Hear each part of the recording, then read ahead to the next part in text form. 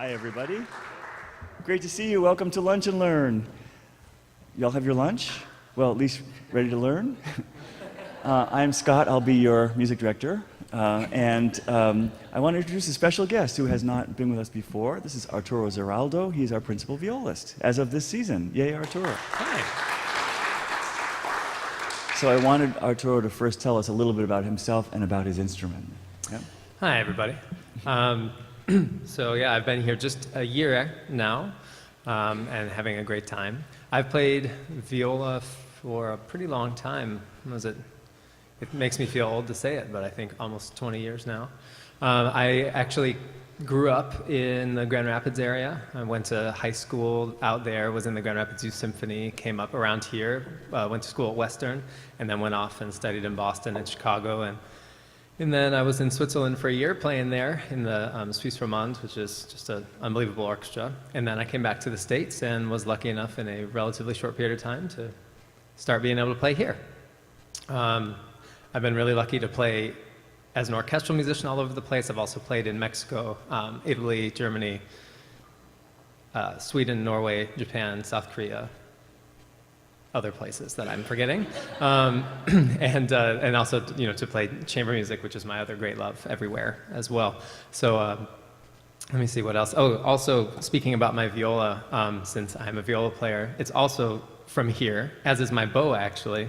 I've been really lucky. When I started searching for my viola, I looked all over the country. I went to the main shops, and sort of if you're looking for an instrument, you go to New York or Chicago. Like, that's it, those two places. And they will charge you a lot of money for going to those places. And I never found anything I liked, and I did not find that I was treated very well by sales staff either, because I had less than $1 million in my pocket. And then my teacher in Kalamazoo said, there's this guy down the street. And I was like, yeah, well, but how good could that be, right? Well, it could be this good. One of the best violas I've ever seen, and for an excellent price. And the same thing with my bow. I was shopping all over the place like an idiot. I should have just gone down the street. Schoolcraft, Michigan, Bill Halsey, best bow I've ever played. That cost less than $30,000. So. Wow. And this is an unusually big viola. I mean, the viola, as you know, is the bigger cousin of the violin. Or you could really say it's more like a miniature cello, because it has the same strings as a cello. It's just an octave higher. But this is a really big viola, which means it's hard to put under your chin and play and stretch. You want to talk about that? So all of our, without getting too nerdy about it, all of our string family instruments come from something called the viola da gamba, which had a million different sizes and all these things. And then around the time of Stradivarius, who everybody's heard of, we got sort of standardized instruments. But the problem is that the viola, to be the correct size and length for its strings, like the violin and cello are, they're acoustically perfect to the length of the string. In order to be that, the viola would have to be like this big, exactly half the size of a cello, but it's not very playable because it's not big enough to hold here, and it's like, again, this long, so, And viola, I should say, in case you didn't know, viola da gamba literally means viola of the leg. Gamba means leg. Yeah. Gams, you've heard that word? Gamba, that's what it is. Yeah. So you would play it on your leg back then. Right. Yeah. And they were held like this. They had no end pin, so you actually had to squeeze the thing. It's very hard. All these Baroque musicians, I think, in a certain way, were much better than all of us now. But in any case, the viola is just too big to play. So what we have, there were people who tried making them that way, and we have some very old instruments that are very interesting because they've essentially been like cut here and then glued, like the top and the middle got glued together so that it would just be smaller. And then there's those that were actually made in a playable size. So my opinion has always been the bigger the better. If I can get a bigger instrument, I get closer to what it should be like, but I also deal with the back pain as a result. And I spent a lot of years doing things like this, doing stretches to be able to do that, because otherwise I wouldn't really be able to play a lot of the things I have to be able to play. So there are downsides, but I think it's worth it. Yeah. Oh, sure. It's funny. I feel like it's very uninteresting because it's more of a like what happens when you let kids make choices. But I started in 6th grade in orchestra. I didn't have the fortune of starting with private lessons or anything. So it was just in Forest Hill schools where I was at the time outside of Grand Rapids. at the end of 5th grade, they bring all the instruments. They have an instrument petting zoo and try to get kids to sign up for music, which is great. And I looked over at the brass and winds, and there was a real big line. And I had always liked oboe and flute and also string instruments. So I was like, okay, the strings aren't so busy. I'll go over there. And there was a cello, and how cool, right? I mean, I think everybody can like different instruments, but among the string instruments, like the cool factor is definitely belongs to cello. Yeah, there's no question. And so, you know, I love that, has the big open C string, and so I dug that, and I did it for about 6 months, and I liked it. It was fine, but, you know, I was in 6th grade, and it took me longer to pack up, and I had to carry the bigger thing than all my friends, and they played viola, and my mom said to the orchestra director, what do you think? And she said, well, frankly, in the off chance this person is stupid enough to become a professional musician, viola is the way to go, so why not? And here we are. The reason for that is that there are fewer viola players than there are violinists, and also there are a lot fewer good ones. There used to be. It turns out I'm in the first generation of an unlimited number of amazing viola players, which is great for the world of music and less great for finding jobs. But you know, but it's a good thing. And you probably know there are tons of viola jokes, which we won't get into now. But that stems from the fact that many people who were not good enough at violin started playing viola in their orchestras, and there was a need for viola, so there was an opening, so that why not switch to viola? But many of them were not that great, so that's why there are so many viola jokes. We could get into that, but we probably won't. We don't need to. If we have extra time, I'll run some off. Okay, good. We have this week music of Tchaikovsky and Rachmaninoff, and one thing that's really interesting, and it's especially good for having Arturo here, is that the whole beginning of the Tchaikovsky Sixth Symphony, Pathétique, is really prominently featuring the viola. In fact, it doesn't even have any violins for a long time. The violins don't come in to play the melody. It's the viola. Yes, it should be. Yeah. It's the string of the strings. It's the violas that are playing the melody. So I thought maybe we would play a little bit. Gabe Sumko's up here, our indomitable and intrepid and multi-talented vice president for operations and general manager who can do anything, but also can run a CD player. That wasn't a job description. Is going to play for us the very beginning, the opening of the Sixth Symphony, and it starts very quietly with a lament, very much a lament coming from a low bassoon solo. But then when you hear the strings come in, it's the viola melody. And I think we should hear not only the whole introduction, which is somewhat long, but also the beginning of the allegro, because once you hear the allegro, it's also the violas playing the fast melody. Let's go ahead and do that.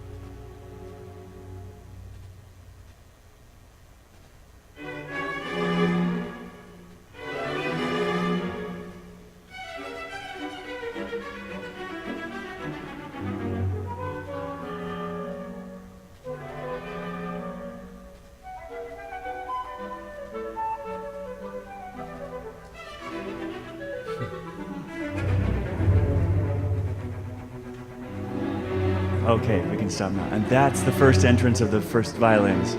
So that's the violins don't play at all up until that point. Quite amazing. What would you guys have some ideas as to how you would characterize the sound of the viola? Because I think it's a really amazing character. What do you think? What, mellow? That's interesting. Okay. What else? Say again? Tenor. Yeah? Mm-hmm. Very good. What else? Pensive. Yeah.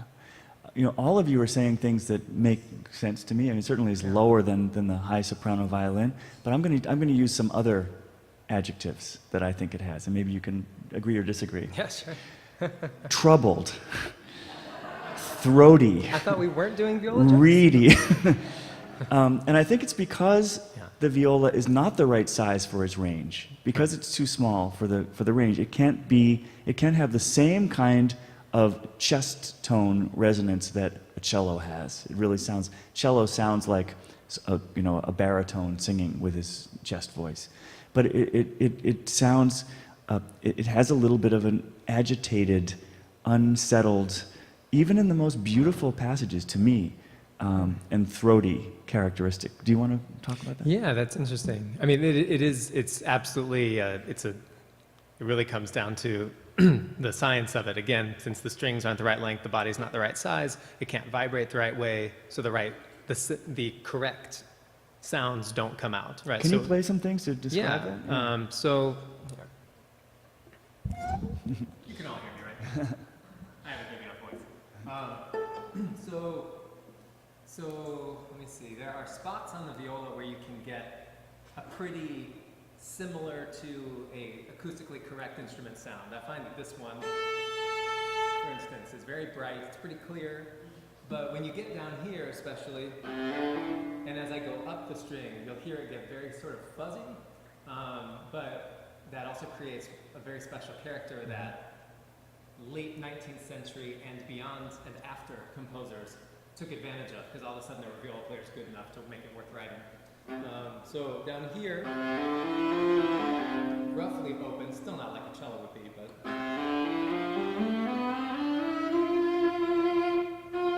there we get that really, really sort of almost like tight sound, but it's, I guess I think of it in an opposite way, but for the same reason as you. Instead of hearing it as being sort of like troubled or like there's something inside trying to release, I feel like it's more of somebody being compressed. But I guess essentially that's the same thing. It's just a point of view.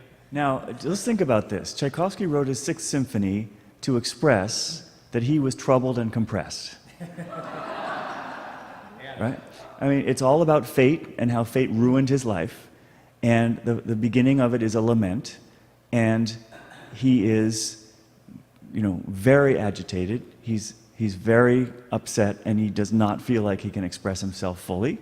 And that troubled and compressed sense had its expression through the viola in this piece. And I think that's one reason why I'm so glad we have Arturo here to explain that and demonstrate that. Can you show maybe a little of what we just heard?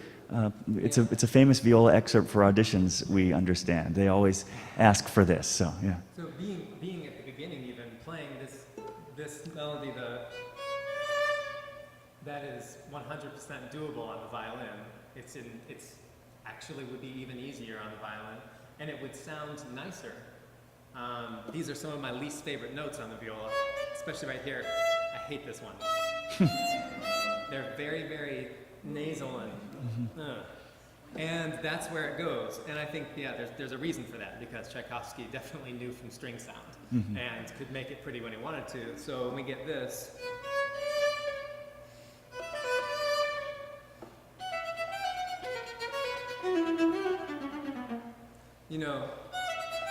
it's pretty, but it's still a little bit, it's not comfortable. If you heard the same thing on the violin with those same notes, it wouldn't be so high in the violin's range, obviously, because the violin can go much higher. So it would feel more like a mid-range, easy thing to play.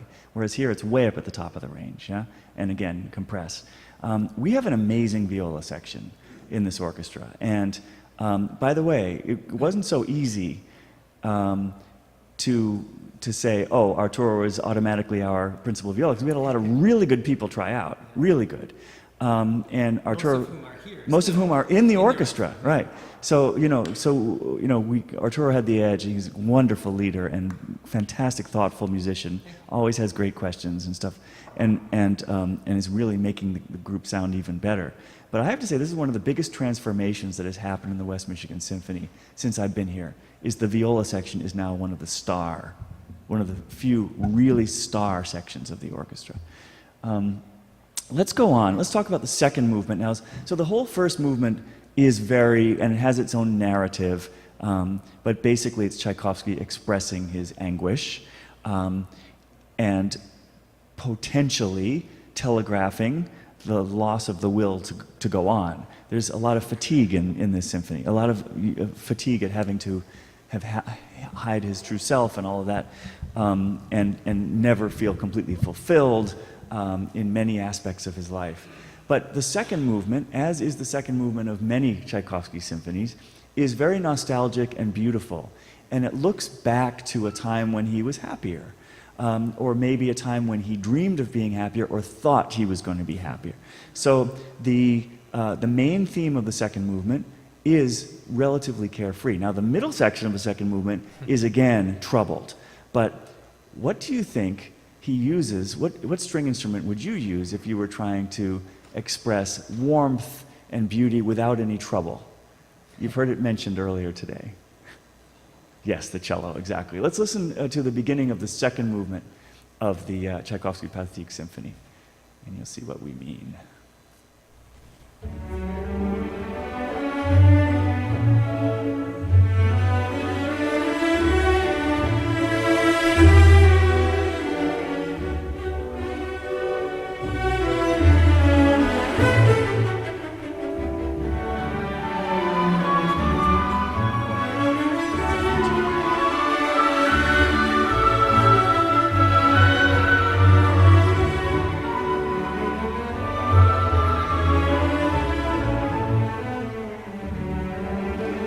So that's the idea.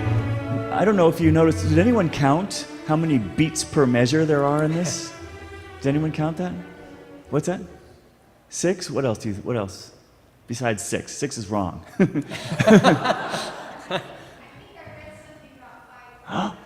You're absolutely right. It's in 5/4 time. It's a lopsided waltz. A waltz would be 1, 2, 3, 1, 2, 3, 1, 2, 3, 1, 2, 3. But this is 1, 2, 3, 4, 5, 1, 2, 3, 4, 5, 1, 2, 3, 4, 5. So nobody had done that before. And the whole thing is in 5/4 time.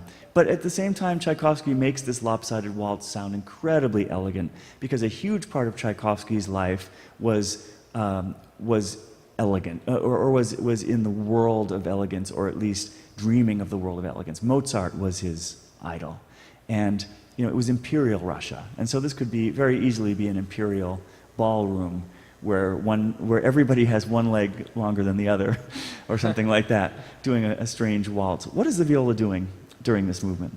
The viola has a very specific job in every waltz before 1880. And the cellos usually do too, and they're not doing it here.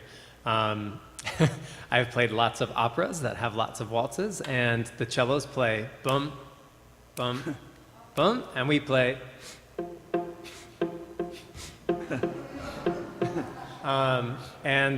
Occasionally we switch, which is super exciting. Generally we do that. And here we have something that's sort of like that, but actually weirdly difficult. The first time you do it anyway, you get into the groove. But we play pizzicato like that, but not in all the places it would normally go. So we play da da da da da dee da dee da dee da da da da dee da dee da dee ba ba da da da da da. You're rushing, Arturo. I don't usually have to sing it. Okay, good. But anyway, it's sort of weird. But then every now and then we get this and 1, which is very settling, as in 1, 2, 3, 1, 2, and 1. But it's in a weird spot, and so every now and then you have somebody who sort of misfires and throws it off again. But not in our viola section because it's so good.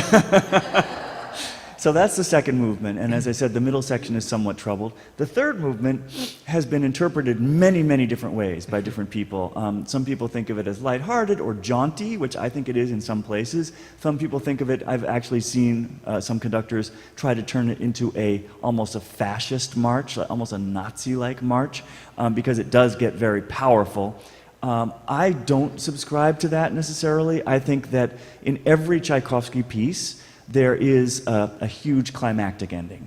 That's one of the great things about it. In fact, we were talking last night, I would love sometime to do a concert called Tchaikovsky's Endings, because nobody short of John Williams can end a piece as excitingly as Tchaikovsky.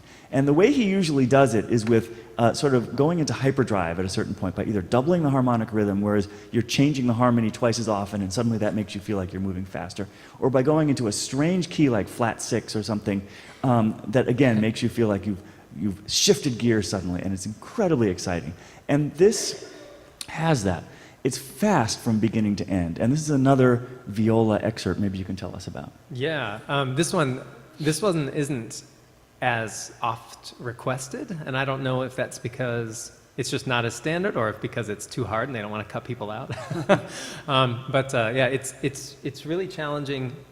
In any orchestral audition where we're essentially getting tested on our varying skills, can you do these 10 check marks?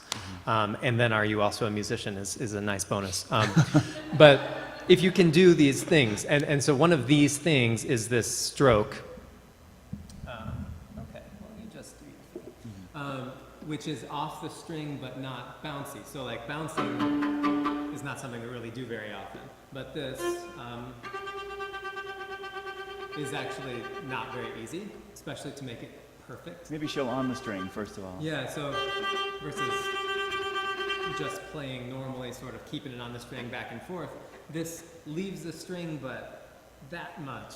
And especially in an audition, when you're by yourself, instead of playing in a group of 8, 12, 16, if you have one note that lands just a tiny bit weird, which wouldn't matter in the orchestra, they're gonna hear it. So we spent hours and hours sitting in a room going, and actually a couple of those were uneven by my standard, but... And that's called spiccato, and there is a viola joke associated with it. Should I tell it? Sure. How do you get a violist to play spiccato? Write a whole note with the word solo over it. Okay. But all right, so maybe you can show a little bit of this. Yeah. So we get the sort of melody again in a really fun way. Excuse me, I haven't played yet today, so normally I give myself at least a little bit of time to warm up before I try to do something like this. But and the violas are split too, which makes it a little bit harder because we go back and forth between the person sitting next to us, and we're not playing the same notes and sometimes not the same rhythm at the same time either. Let's see, where's the actual? This is sort of that's the downward scale. Well, so here's one spot.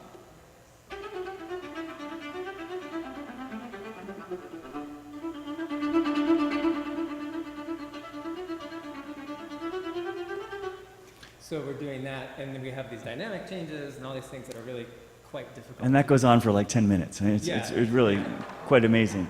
Maybe let's listen to the excerpt itself. Let's listen to the beginning of the third movement of Tchaikovsky's Sixth Symphony.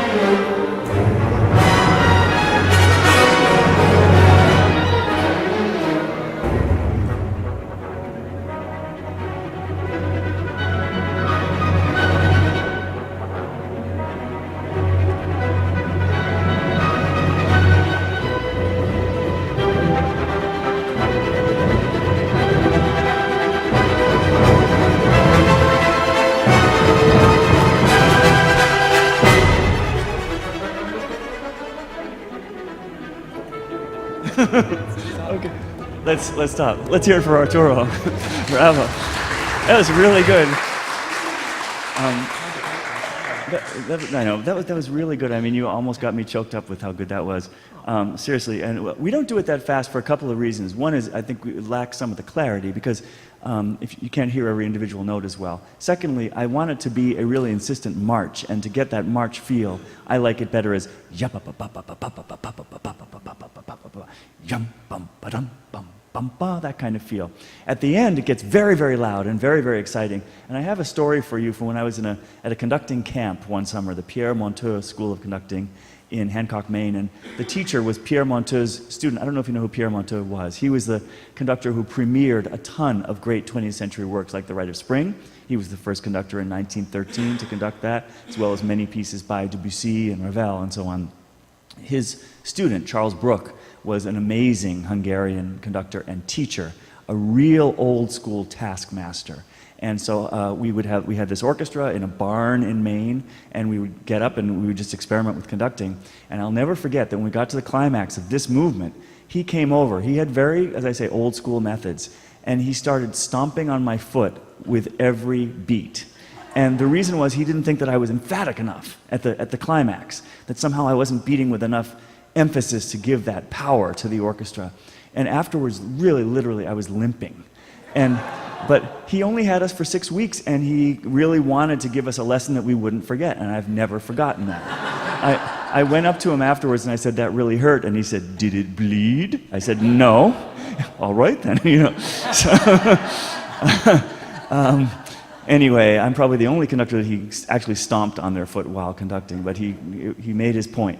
But that's the third movement, and it ends in a blaze of glory. And I want you to know, as the insiders in the orchestra, that first of all, I don't care anyway if people clap between movements. It's absolutely fine.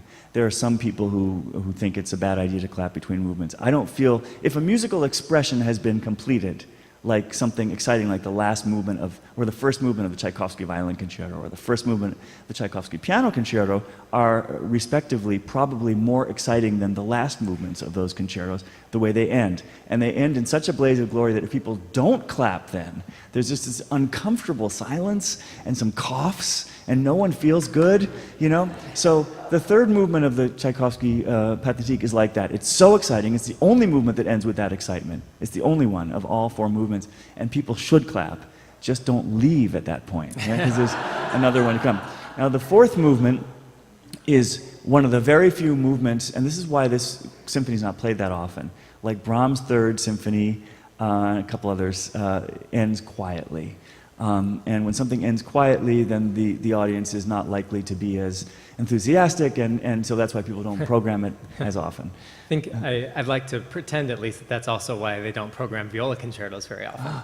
Because almost everything ever written for the viola ends soft, because everybody saves their sad stuff for this guy, which is great because we have all this beautiful, beautiful music, but literally every major viola concerto and a lot of the sonatas all ends like just fade out to yeah, nothing, often just the viola player actually a lot of the time. Like the Bartok, you're just playing a note, and then there's just a in the cellos, and that's it.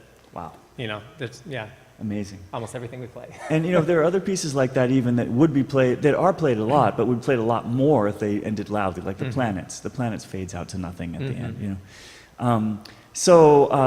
You know, that's why, but there's a reason for that, obviously. Tchaikovsky, this is the last thing Tchaikovsky wrote. He died 12 days after the premiere of it. There's huge speculation still as to how Tchaikovsky died. We think it's cholera. Some people say that he purposely drank a glass of unboiled water during a cholera epidemic with the hopes of dying.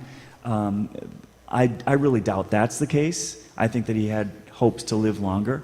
But in any case, the last movement, in light of that, can be interpreted as a suicide note. And there are really amazing coincidences if that's not the case. It starts with this amazing lamentation outburst in the strings, and what's very cool is that it's a downward scale melody, but it's written in such a way that the notes of the scale alternate between the first and second violins. And in our orchestra, the first and second violins are seated on either side of me at the front Not every orchestra is like that, right? So you'll actually hear dee da da da bum bum. It goes back and forth like that. Each part is something like dee da da da dee da, or dee da da da da da, like that. You put those together, you get a downward scale. But it's antiphonal, as we say, stereophonic. It goes back and forth between your left and right, which is brilliant and genius. Let's listen to the beginning of the last movement, and you'll see why it's so freaking sad.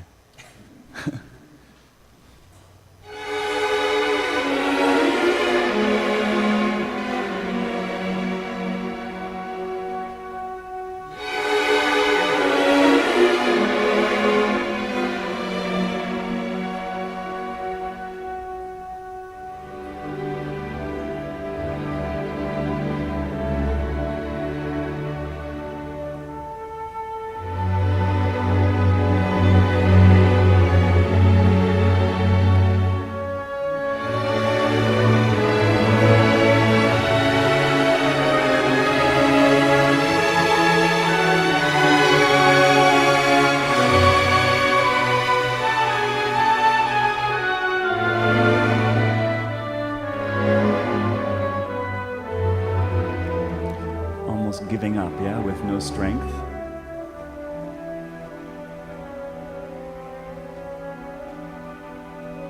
Sounds very resigned. Yeah.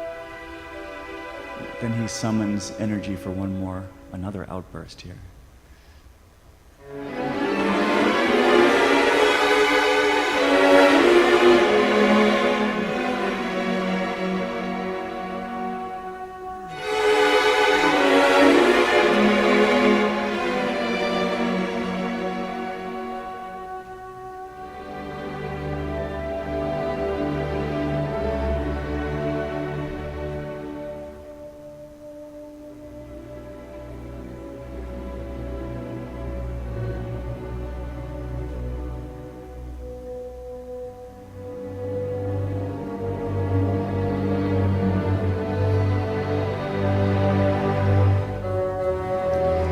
Now the bassoon is just low in your gut. You know, this is where he's feeling it, very visceral.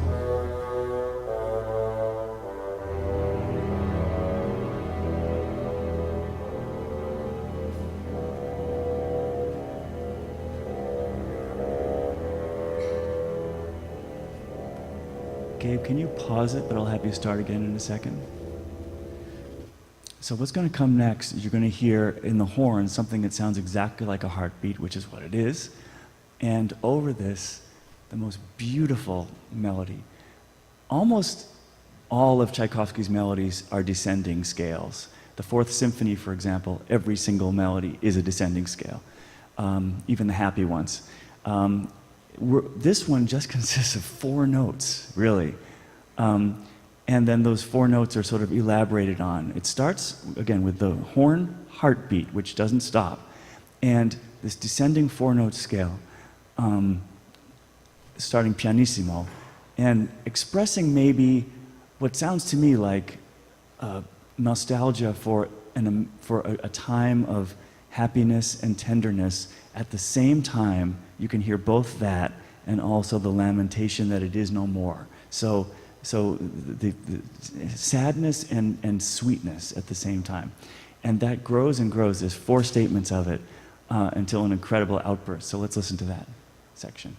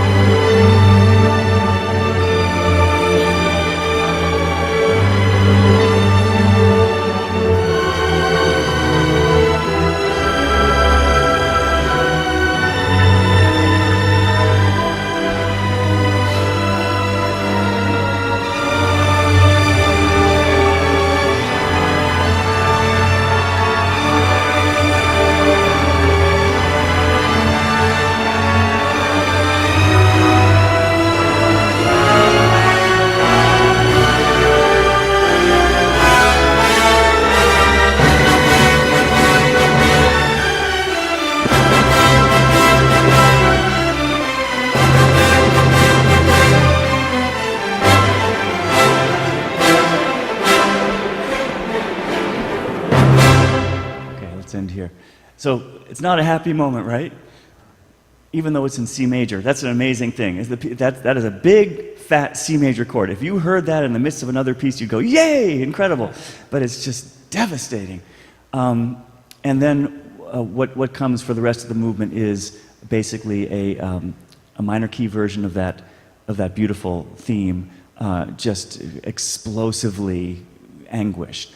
And finally, there's something I want you to listen for. We won't play it right now, but he loses his strength. It's less and less, the outbursts become less and less energetic until you get the feeling that he really has literally no more energy to give. And at that point, this is master stroke, literally a stroke, on the gong, on the tam-tam, but it's pianissimo, triple piano. And that moment is sort of the moment at which I'm interpreting things. It seems to me he's given up the will to live. And at the end, you hear, again, a minor key version of that, what you just heard, with the heartbeat this time in the basses that gets slower and slower and eventually stops. And that's the end of the piece. I mean, it's depressing. It's really depressing. It's incredibly moving and gorgeous music. Go ahead, your turn.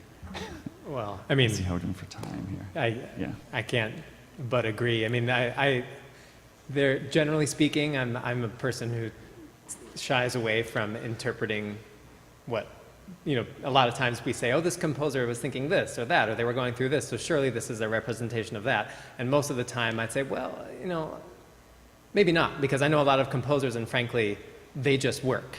They create, they do their work. They're not saying, this is how I tell the world that I'm sad today.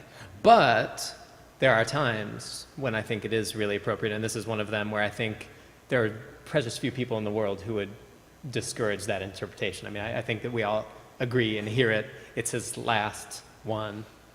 It's one of the last things he did ever. Is it the last thing he did? I think it is the last thing. Yeah, I think it's the last one. And I mean, especially when you consider that every Tchaikovsky symphony and piece that he ever wrote ends.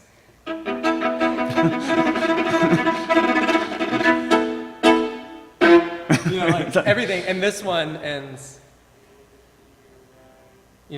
That's your part, right? Down to nothing, yeah. Yeah, our part, actually, what's really interesting, it's random, but very interesting, our part is divided at the very end.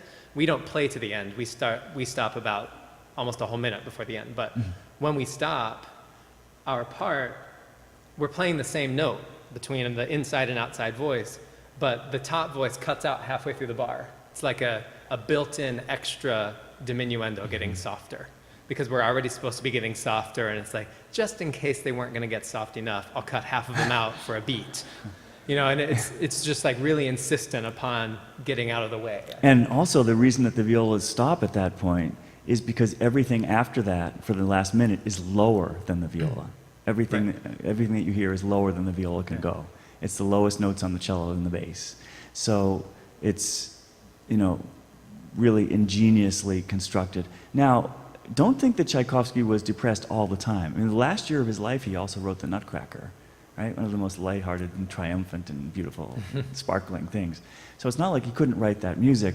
And if he had not died of cholera, who knows what his Seventh Symphony would have been like, right? It might have been triumphant and great and wonderful and maybe everyone's favorite. So it's not necessarily to say that he was literally writing a suicide note here, but he was, I would say, at least representing a character who was. And it's incredible, incredible piece. It's very moving for all of us. Yeah. And then after intermission, we all get to play the Rachmaninoff Third Piano Concerto with Olga Kern, which we don't have time to play excerpts of, but I don't think that it needs particular explanation, except one thing. I'll say one thing about Rachmaninoff. Every single thing that he wrote was inspired by the Russian Orthodox Church. So one thing that you hear in, maybe actually, Gabe, you can play just the very beginning of the first movement, because it's something really interesting about Rachmaninoff. All of his melodies are stepwise. They do not have many leaps in them. Every note is right next to the note before it and right next to the note after it on a scale. And the reason is that he's emulating Russian Orthodox chant, like Gregorian chant, which is always stepwise, up and down the scale, snaky melodies. So just listen to the beginning of the first movement of Rachmaninoff, the piano part in particular.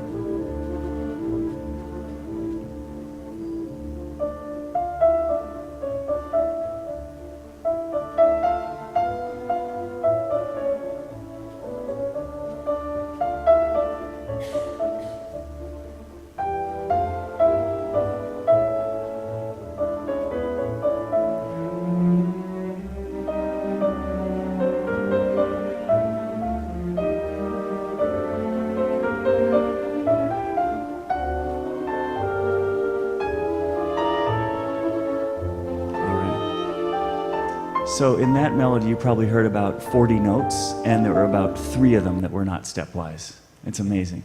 The other thing is that you very often hear what is the emulation of church bells. And so these big brass fanfares and so on, especially the third movement.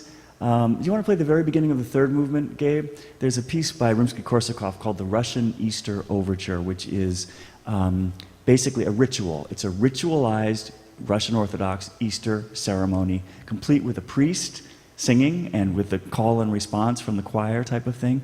And it sounds a lot like this, the beginning of the third movement.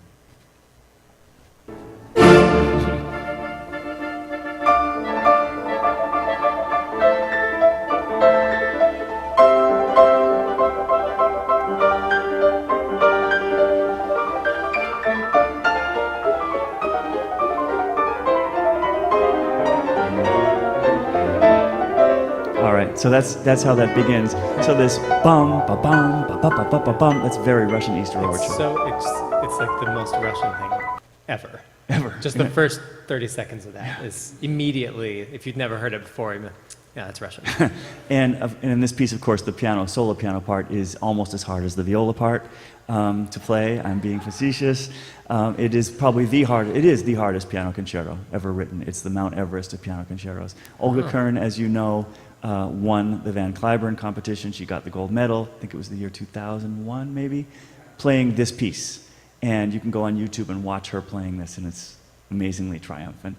I think we should turn to questions now. We just have a few minutes left. Sure. But I think you should especially take advantage of the opportunity to talk to this enlightened young man. Sure, yeah. Mm-hmm. Uh-huh. Where's middle C in the viola? So middle C is actually smack in the middle of our strings. It's here on the second from the bottom string. So we've got 1 octave below, and then depending on whether or not you actually want to hear the notes, 4-ish octaves up. That's not really a note. So that's a C. So you've got, what is it? I feel like I should know this one. 1, 2, 3. Yeah, about 4 octaves. But most of music written for the viola is an octave below and an octave above middle C, wouldn't you say? For orchestral parts. In orchestra, everything before Strauss tends to be somewhere from, within an octave and a half of middle C, the middle note on the piano. But then after that, we get some pretty gnarly stuff, even in orchestra. Actually, a lot of times in orchestra, I think, again, composers really use the viola's unique sound, especially up high, where it's very uncomfortable for us to play, because even though it doesn't look that different, for a violin, they can reach pretty much any note they want with their thumb anchored back here, which is really important because then you don't lose your spot, because we don't have frets or anything, right? We just have to feel it out. But on viola, I can't effectively reach any of these notes, so my thumb comes up here, and I'm essentially just lost in the woods. And so it's very, very challenging in a way only for us, because cellos have this space that they can feel. And so I have to push it out of the side so I can reach around these big shoulders that the violin doesn't have. And so it's just very uncomfortable. So when we get high stuff, it has a very specific sound too. And I think a lot of times composers, when they want something that's really sort of just that, they give you that kind of thing, and it's just, and it's great, but it's difficult. So we do play up there in later music. As a beginning string student, how long does it take them, the student, to get the position of the preface Yeah. Yeah.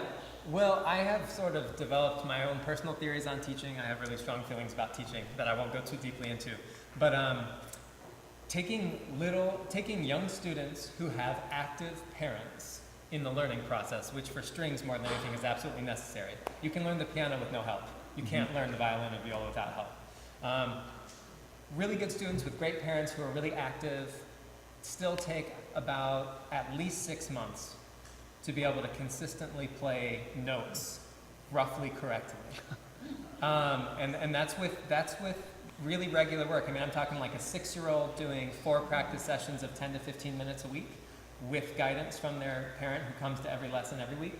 That's the results I've seen. I teach without any visual aids if I can. A lot of teachers put like tape so they know where the fingers go, but I think that leads to problems later on. So I try to teach without it, and as long as there's somebody there, it takes between 3 months and a year, depending on the kid and how much. Yeah, it's hard work. Amazing. There was a question over here. No, I had 2 questions. But Sure. The story, my 7-year-old grandson is going up to my attic and got on my school violins, and he's fascinated. And Yeah. I want to foster his. Unfortunately, he goes to North Muskegon. But the other day, he was on the couch, and he was playing more like a cello and then plucking. Cool. I try to foster that, but like give him any kind of direction, or he's just not a kid who wants to take direction, but I just love to see him go with it because he's obviously fascinated with it. Private lessons. I mean, as long as you have a good teacher, they'll find a way, you know. So I'll talk to you after. There you go. Question? Yes, sure.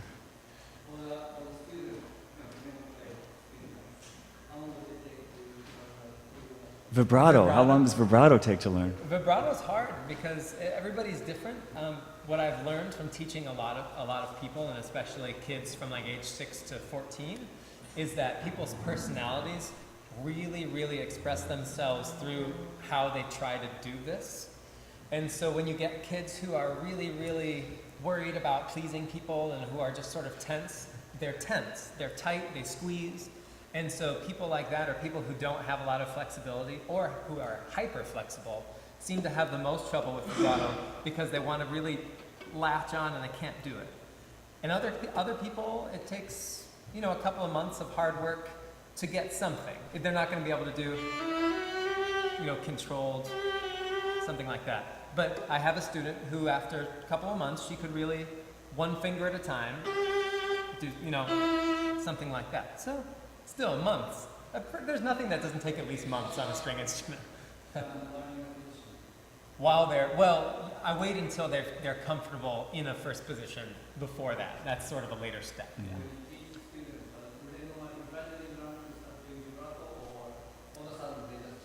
Usually we eventually talk about it and I teach it as a specific skill like everything else. It's, you know, it's not really a natural evolution. It sort of has to be taught. Wow. My son studied Viola. Oh, great. Now he's 26. Oh, very cool. Going to EMA at Indiana. Oh, okay. Piano. Oh, Okay. wow. You know, it's But he never Uh-huh.